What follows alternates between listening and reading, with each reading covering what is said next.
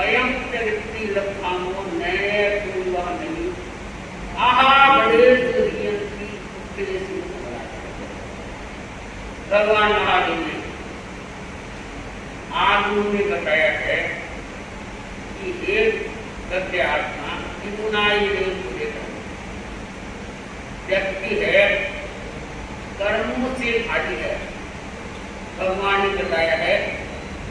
मिथ्या दृष्टि और संदेह दृष्टि और संविद्या तीन दृष्टि है। दो दृष्टि को हम समझते हैं। मिथ्या की आत्मा है भगवान ने कहा है वो उनकी प्रवृत्ति बहुत कलुष में है और उनके भारी कर्मों का बंधन होता रहता है। भगवान ने कहा है कि मिथ्या और संकेत काली अपन ये देखें कि ये संकेत और मिथ्या आता रहता है। हमारी भावों की श्रेणी जितनी पवित्र होगी उतना भी भगवान ने बताया है कि मिथ्या से बच जाता है। तो कहा गया कि व्यक्ति जितना प्रवृत्ति में कसाई रहती है, भावों में अपवित्रता रहती है, वो व्यक्ति संसार में भटकता रहता है। और भावों में क्या है? पवित्रता आदि, शुद्धता आदि, और हर समय भय भी रहता है कि कई कर्मों का बंधन नहीं होता है, कई संसार में मैं न भटकता हूँ। तो वो दृष्टि को संकेत आ गया और वो कर्मों का भी भारी बंधन नहीं करता है। परंतु आगमों में भगवान महावीर ने कहा है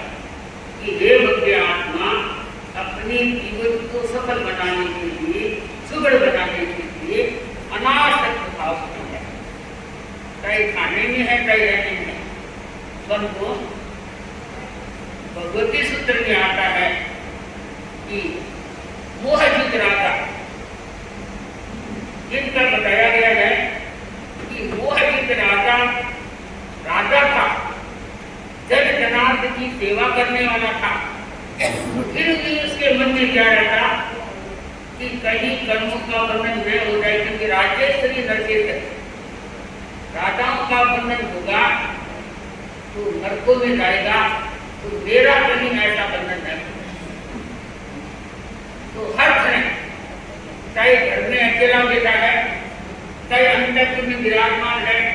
चाहे चंद्रनाथ के सामने है, तो ये बात देख के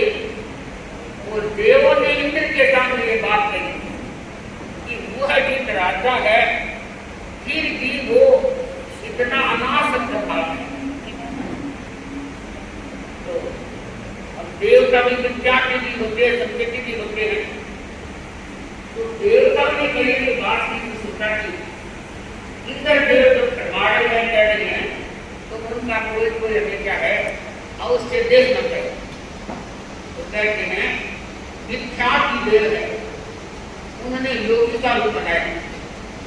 योगी का रूप बना के जहां मोहजित राजा विराजमान था वहां आया। तो आया मोहजित राजा अपना कार्य होता कार्य में रहता, नहीं तो आत्मा के लिए हर कार्य में हर तरह से उसके लगा रहता।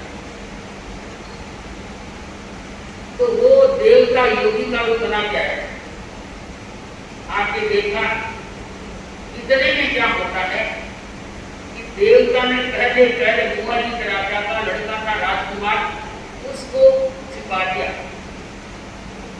कि देवता में वो नहीं है, आसक्ति भावना नहीं है, तो जितना अनासक्त है, चाहे खाने में है तो भी आसक्ति होती है, रहने में होती है, परिवार में भी आसक्ति हो सकती है, शरीर के प्रति भी आसक्ति हो सकती है। तो देवता ने योगी का रूप बना के वहां आया और देखते ही राजा ने अपने सामंतों को कहा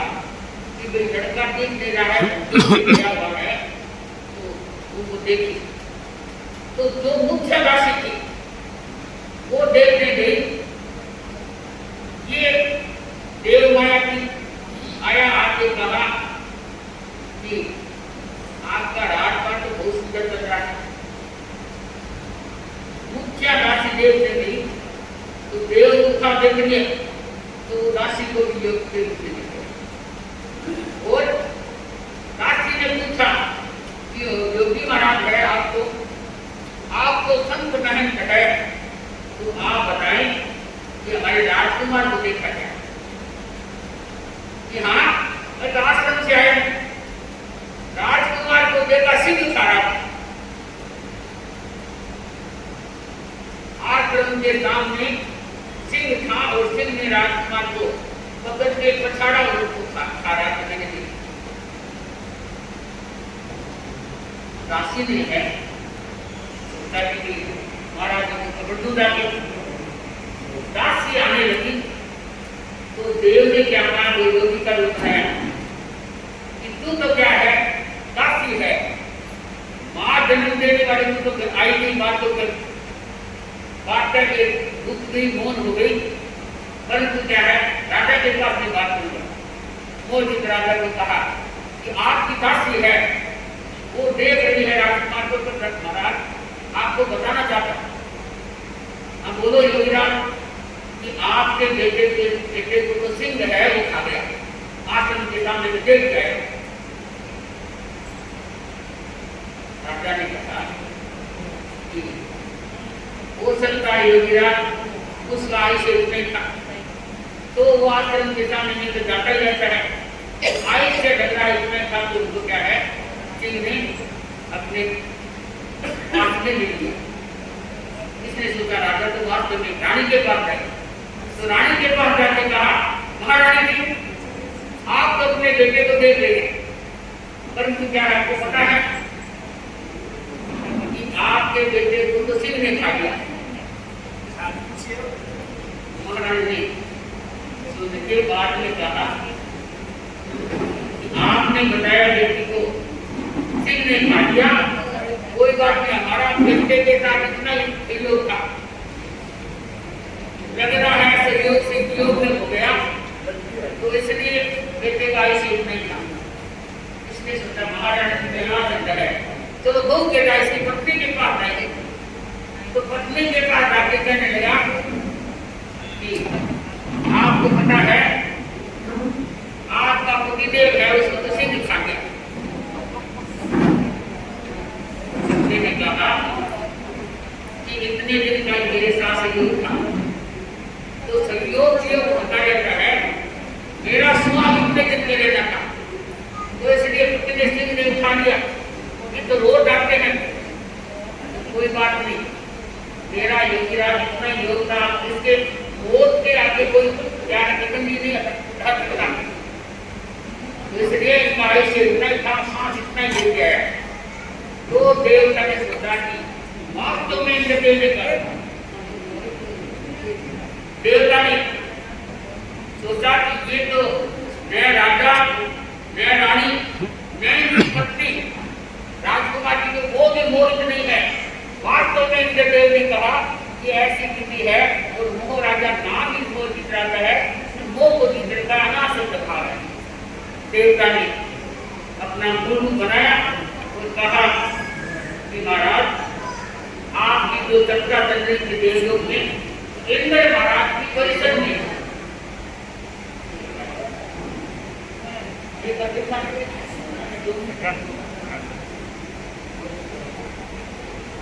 तो राजा ने कहा